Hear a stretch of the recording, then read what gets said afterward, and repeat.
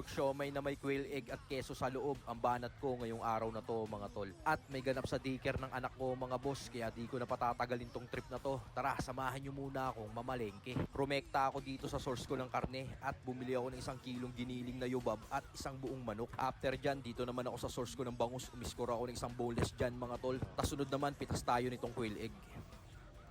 At sakto, gutom na ako mga tol, kaya rumekta na ako dito sa paborito kong mamihan. Umorder ako ng Bicol Express nila mga par, tas tong sabaw ng mami na medyo maligamgam, linagyan ko na ng dahon na legal at bawang.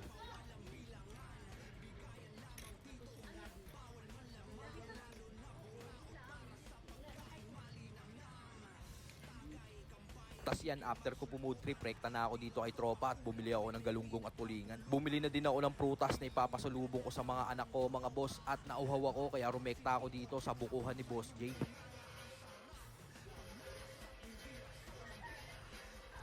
Pag uwi ng bahay, edlis tayo ng kalat at sinalang ko na agad tong quail egg natin. Tas dito naman magsibak na tayo ng bawang, tinanggal ko lang yung balat niyan. Tas to namang sibuyas, hiwain natin ng ganyan, sabay rekta dito sa food processor kasama tong bawang, sabay grind.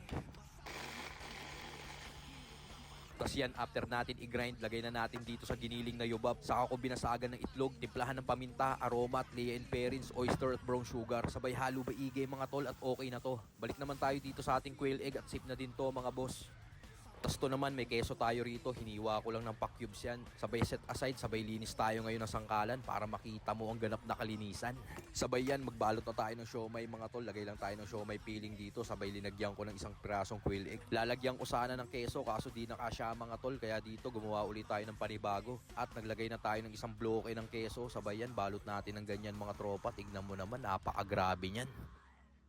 Tas yan, nakagawa tayo dito ng 50 pieces, no extender pork siomay. Rekta na natin dito sa steaming basket, lilagyan ko muna ng mantika para di siya dumikit, saka natin ilagay. Tas tong pangalawa, same procedure lang din mga boss.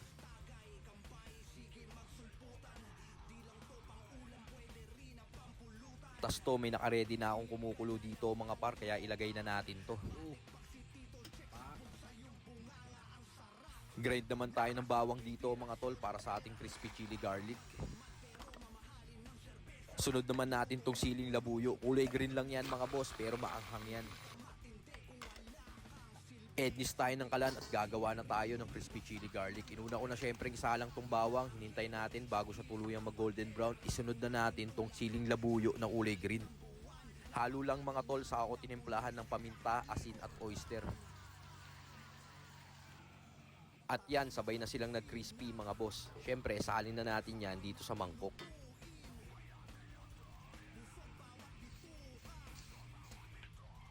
Tas to naman, after 45 minutes ng pag-i-steam, okay na to mga boss. Tignan mo naman, sobrang quality niyan. Itsura pa lang oh.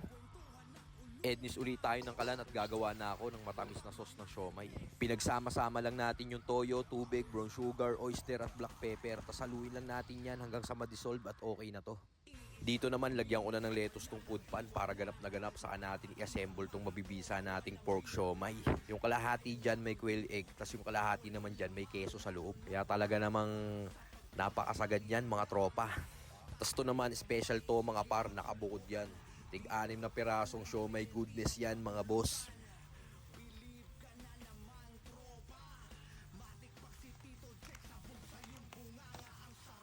Tas to, meron ako maliit na lagayan dito mga tol. Pinaglalagyan ko na yan ng crispy chili garlic na ating mabisa. Tas dito naman, lagay na natin tong matamis nating sausawan at pambalansi ng siomay natin to mga boss.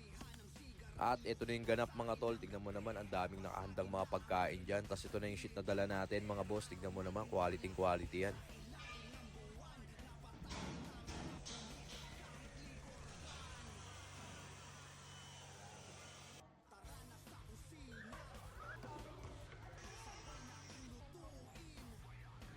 Yan, ito lang muna kinuha natin mga boss. Round 2. At yun, happy naman lahat ng bata mga tol. Kaya hanggang dito na lang. Peace.